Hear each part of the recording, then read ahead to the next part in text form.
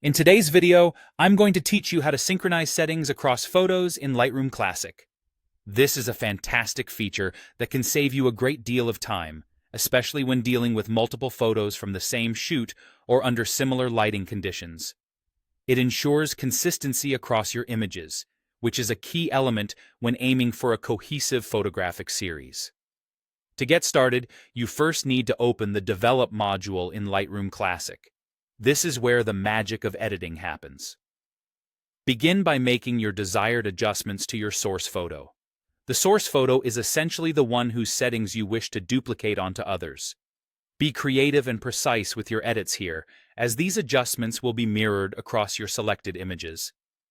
This initial step is crucial, as it sets the tone and style for your entire batch of photos. Once you're satisfied with the edits on your source photo, it's time to select the other photos to which you want to apply the same settings. This can be done in two different views: the film strip view located at the bottom or the grid view. For a contiguous selection, just hold down the Shift key as you click on the first and last photos in the sequence. If your chosen photos aren't in a continuous series, you'll want to use the Control key on Windows or the Command key on Mac. Click individually on each photo you wish to include in the selection. With your photos selected, double-check that your source photo is the most selected one. This means it should have been highlighted last, or it should be visibly outlined compared to the others. This ensures that Lightroom knows to pull the settings from this particular image rather than any of the others you've selected. If you need to, you can verify by clicking on it again to make sure it's indeed the most selected. Once your source photo is correctly identified and your selections are made, head over to the Sync button at the lower right corner of the Develop module. Alternatively, you can navigate through the menu by going to Settings and then choosing Sync Settings. This will bring up the Synchronize Settings dialog. Now, in this dialog box, you get to decide exactly which settings to apply.